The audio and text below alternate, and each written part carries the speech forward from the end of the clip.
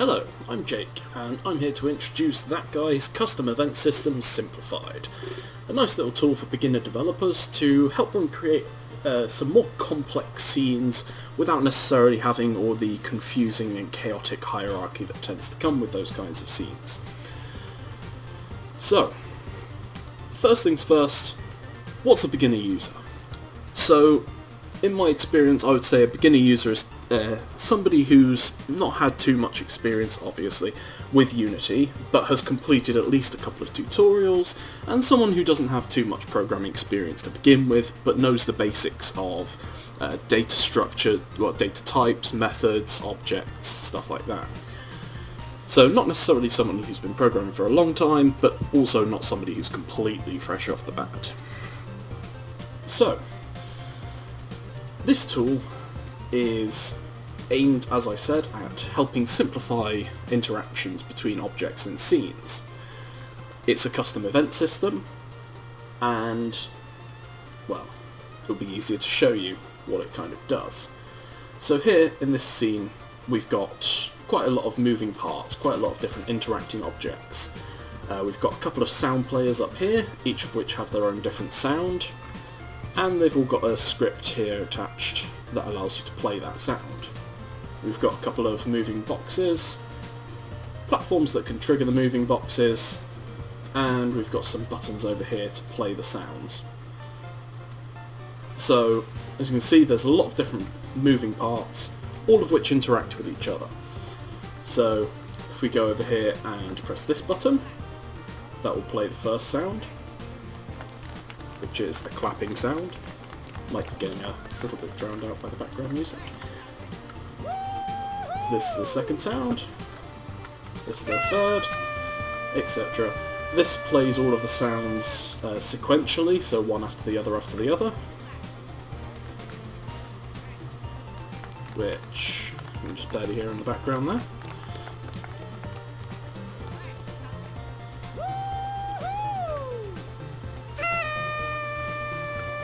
And then this one on the end over here, this plays all of them at exactly the same time.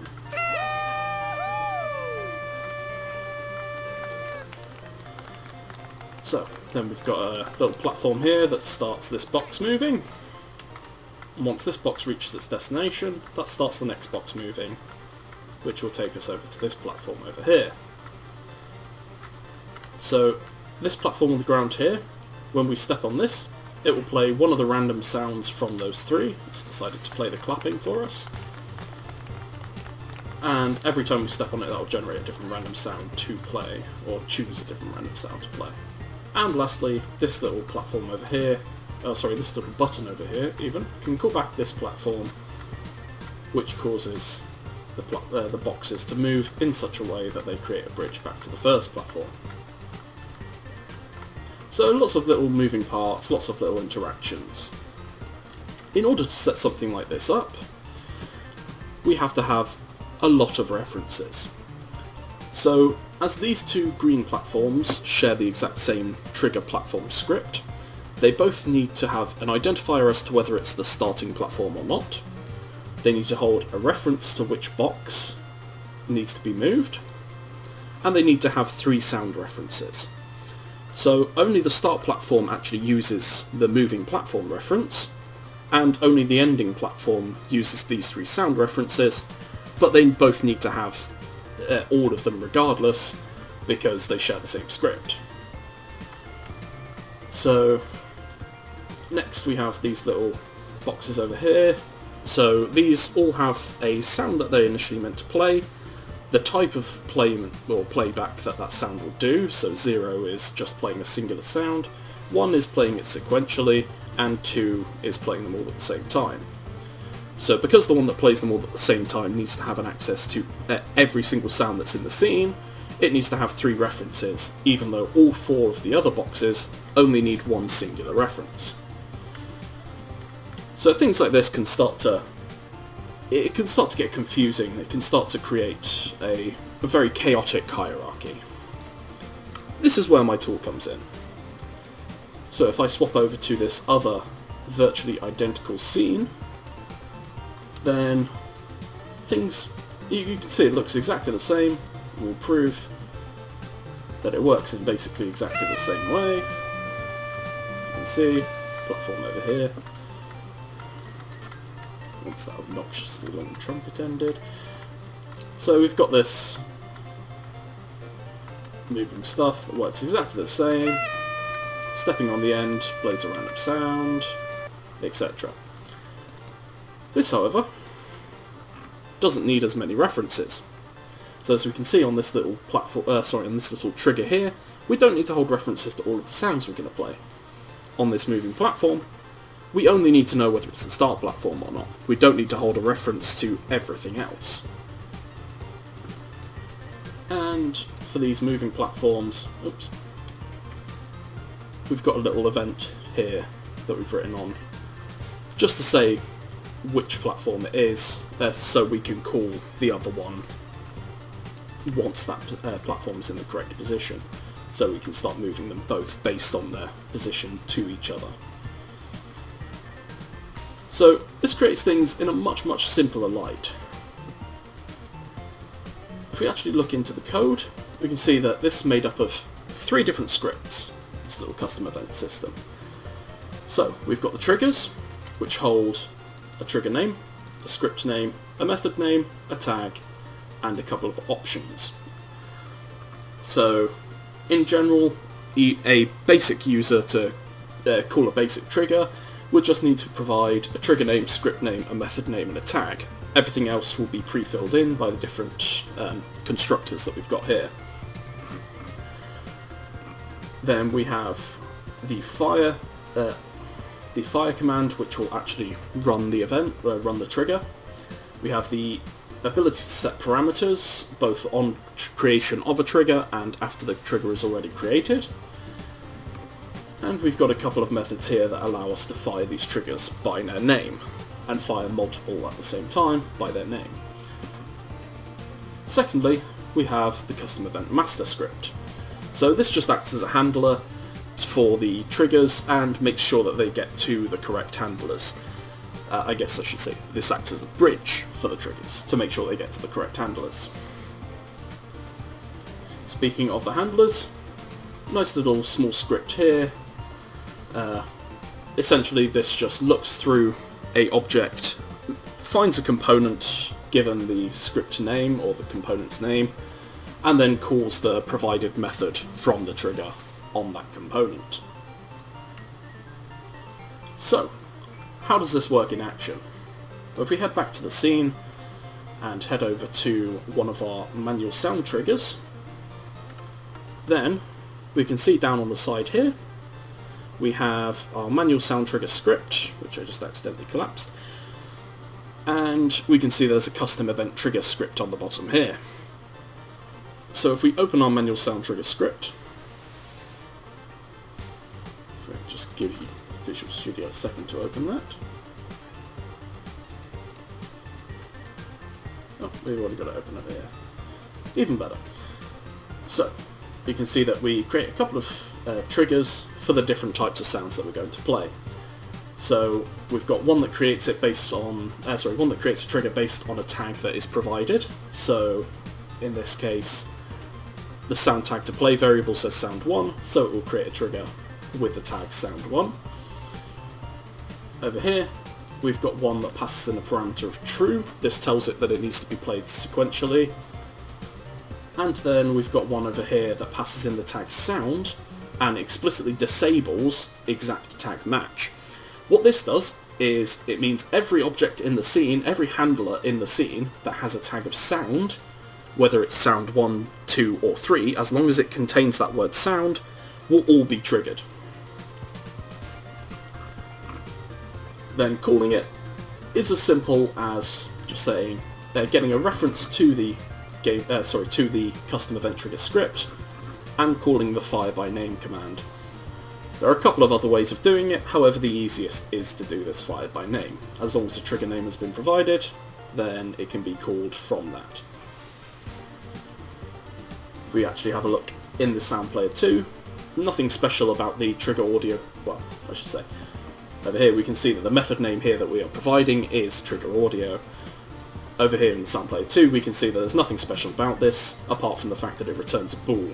So this is designed so that we can make sure that any triggers that are run have run successfully, and if any errors occur during the processing of data on the event, on the handler's side of things, then the user would then be able to return false to let the place that called the trigger know that something went wrong. So, let's show this actually in use.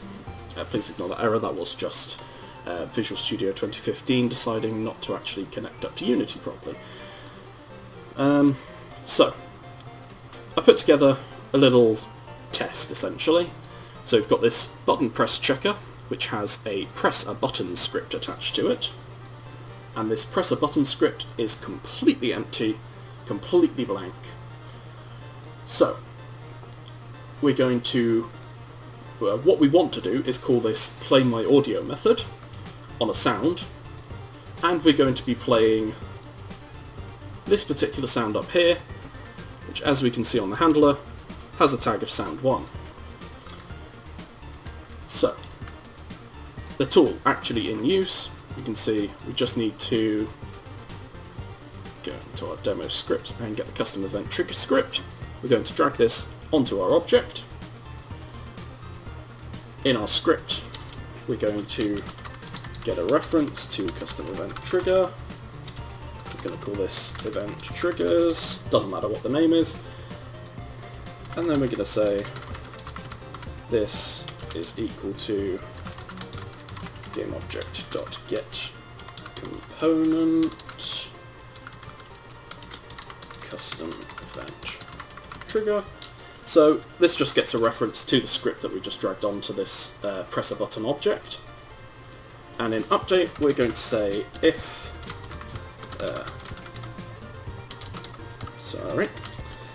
input dot get key down keycode.a. So if the A button is pressed, then we're going to say event triggers dot fire. So we'll leave this for now because we haven't actually set up the trigger. And without saving, we'll just pop back over here. So in the hierarchy, we can see this custom event trigger script has a nice little list here for us. So this is the second way of creating triggers, and the much more user-friendly way. If the method that you're trying to call, if the event that you're trying to send, doesn't require any parameters, then setting up a trigger is as simple as clicking the plus button in the list, providing the information. So we're going to call this trigger name is play sound. The script name is going to be, as we see down here, sound player 2. So sound player 2, I think that was capital S. The method name that we're going to be calling is, as we said, play my audio, so just going to copy that. And the tag that we're going to be playing it on is going to be sound1. In fact, let's make our own tag. We're going to call this sound12 for no reason whatsoever. I'll show you something else about the event system based on that. So over here on sound 1, we've already got custom event handler on this already, and we've given that a tag of sound 1. So what we can do here to make this handle sound 12 as well is just drag on another custom event handler, and we're just going to add into the handler tag field sound 12. So due to how this works, essentially we can have as many handlers as we want on any specific object, and it will automatically pick up any different object, and it will call the event on any method, it will call the method on any object that has a handler with that specific tag on. So no matter how many objects in the scene we have that have this tag sound12, it would play all of them. So we're going to enable exact tag match here because we only want to pick up the exact word sound12, we don't want to pick up anything else. And we're going to head back over to our script. Well, we've got the trigger name up here, play sound, we're just going to copy that. Heading back into our script. for press a button, we're going to say event triggers.fire by name, and we're going to pass in the name player sound. So if we hit save there, and we play our scene, when I press the A button, it plays the sound. Using the script is incredibly simple using this tool. However, the code for it isn't particularly complex. So, alongside creating this tool, I also decided to do an investigation into the C# job system within Unity. So, as you can see, there's a fair bit of commented out code in each of these scripts. This was from my attempts to expose this system. So, the C# job system is essentially a relatively new piece of, or a relatively new component of C#, and allows you to essentially thread code and make sure you're having code, or different events essentially, different tasks, running on different worker threads within different cores of the computer. So this allows very good performance within complex jobs, as long as they're using very simple data types and not doing anything too fancy. So essentially I tried to set up a copy of the system as it was already, and just added the ability to run jobs into that. So to do this, we would need to make sure that we're using blittable data types. I ensured to include a reference to what a blittable data type is for users if they were to go in and have a look at this. So essentially, the user would pass in an array of data. This array would be what the method at the end would use. It would essentially be a parameter. However, on our side, on the trigger side, we need to check to make sure that the array is actually correct, and make sure that it's the correct data type, that it's splittable, etc, etc. So to do this, we actually need to have this check array data type method up here, and when we initially create a trigger using any of the constructors, we need to get the element type of the array, and at that point we would then call this check data type to make sure that the data type that we're getting matches one of the blittable types. We then need to copy that into an object array, so that we're passing things through by reference rather than passing it through as an array object. And that would go through to the custom event master, which would do it pretty much exactly the same as what the standard event master does, and just acts as a bridge to the handlers. For the handlers, it would then need to dynamically create an instance of the job, and essentially use the data type that we've worked out before in order to create a native array of the correct type. So unfortunately, this is where the implementation kind of fell apart. As the C# job system uses native arrays, and native arrays don't actually have a generic type associated with them, a massive issue that we ran into, or that I ran into, was the need to use a giant switch case of the different data types in order to set the correct native array. And because we couldn't create a generic native array at the beginning in order to assign it and cast it to a specific data type after, in order to dispose of the array at the end once we were finished, we needed to actually include all of the code to run a job in each of these cases, which is incredibly bad. The second issue that we ran into was the actual job itself. So, a job, by the definition of the Unity implementation of the job system, requires to extend the iJobs interface, and it needs to be a struct. So this is incredibly important because structs cannot inherit classes, and structs themselves cannot be inherited. So whilst implementing the iJob interface is fine, we can't actually do any customization of this before it being implemented. well, we can, but we can only provide classes which must be implemented in the final struct. We can't actually provide these data arrays.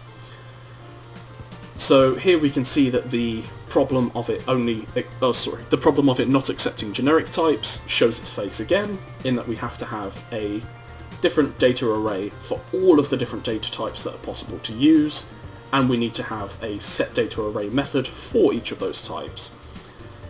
So even if it was possible to do this in an abstract class, as I said, it requires the iJob to be a struct in order to actually work, so we can't inherit this structure already. So this places a lot of this places a lot on the user, I should say, to correctly set up a class to work with what the job system would have been able to do. As we see in the handler, we need to actually set the data in the job ourselves, which is what these set data array methods would have actually used. However, in order to do that, we need to know the name of the method to set the data array, which is why we had that set up in an abstract class. However, if we wanted to do that, then we'd have to extend the interface and include all of these different set data arrays that the user would then have to implement themselves in order to, well, they'd have to do that in every single trigger, or would have to have a lot of different interfaces, one for each data type, so that they could implement the correct set data array method. So even if all of that worked, somehow miraculously worked, unfortunately it was not possible to call the correct methods that we need on a generic instance of an iJob. So I set up a job test that was deliberately designed exactly as per the Unity specifications, which we will see load up in a second.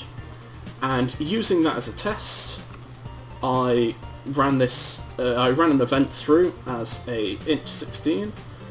So as we can see here, we've got the BurstCompile enabled, we've got native data array, we've got a singular method in order to set that using doubles, and we've got an execute code as a generic task. So if we head back here over to the handler, I also tried this with int16, which is why we can see that this case is slightly different to the others. Let's have a look at the sbyte to begin with to show you how it should work. So the steps that we'd normally do is we copy the data from the object array that we passed through previously into the new native array. We then call the setDataArray method on the instance that we created, on the job that we created, and then we get this object called a job handle. So this is incredibly important because this is where the efficiency of the job system comes in. To get this job handle, we need to schedule the job that we're going to run. This pre-allocates all of the data and makes sure that the space is available, memory is available, and essentially says, okay, we've got everything we need to run, so when we run this method, when we run this job, it's going to be lightning quick, because everything is already set up. It's already in the queue, ready to be run. We're just waiting for this method right here to be called, this complete method. So, when this complete method is called, it will run the job and essentially return, or any of the data in this native array will be returned. Well, I guess it's not technically returned. I guess the native array is accessed by reference, so when the data in that native array is modified, it will be automatically available outside in these methods. Either way, once that's done, we then need to get another copy of that array, dispose of the native array, so we're freeing up the allocated space, and then we need to return the data copy that we just got. So that's how a perfect ideal of the system would work. Unfortunately, calling this schedule method is impossible on a generic instance of this job test script. I show this by it being possible to call this execute method As we see here, I tried calling instance.execute, that worked correctly. However, instance.schedule did not work, and it could not find the schedule method, despite the fact that iJob had been implemented. So, unfortunately, the performance loss and all of the other considerations you have to make, the stress on the user, or sorry, the strain on the user, I should say, in setting it up correctly, and all of the different duplications of data in order to make sure that the user gets their data back properly and sends through the correct data type, etc., etc. All of those things were considered way, way too bad in order to actually implement a generic event system scheduled around jobs, or centered around jobs even. So unfortunately that did fail. However, as we've been through, a lot of interesting lessons were learned about trying to implement generic systems, about the restrictions on the C# job system itself, and about different ways in which the system could be implemented. Because off the back of this, it would be very, very easy to set up a... what's the word I'm looking for? A threaded implementation of the job system, using the coroutines, that's the word I'm looking for, thank you. Using coroutines. I don't know why I said thank you. So, it would be possible to set up a much more efficient version of this job system. However, at the moment it's not necessarily needed, because one of the restrictions, one of the criteria that I put in place for this system is that it runs just as efficiently, if not more efficiently, than actual method calls. And due to the fact that data is pre-allocated in these triggers, that we set all of this stuff up before actually calling it. As we can see here, we set this object array in the start, and then we actually call it in the update method.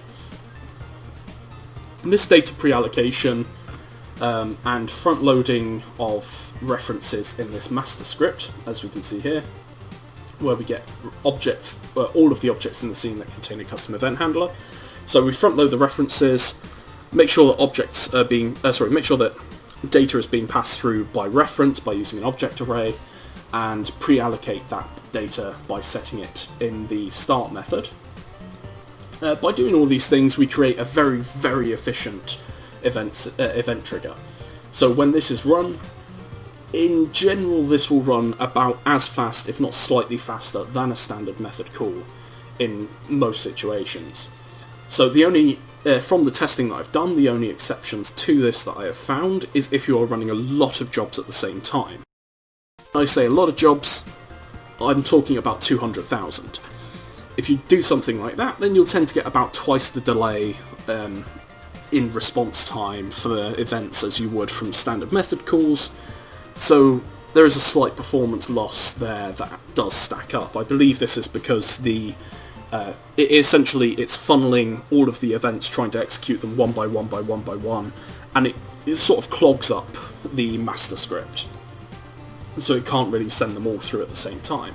Whereas if there was a coroutine variant that uses different threads, then it would be able to send them through, as none of them rely on data from each other. There'd be no issues with race conditions or anything like that, and we'd be able to have a much, much more efficient system. However, as it is, the very simple 3-script system with the master, trigger and handler, I believe is still very useful for beginner developers in setting up complex scenes without creating a lot of confusing hierarchy, and it's still a useful tool as it stands. There is more work that I want to do on it, namely implementing the coroutine system before I actually do release it. However, for now, that is the tool. Thank you for listening.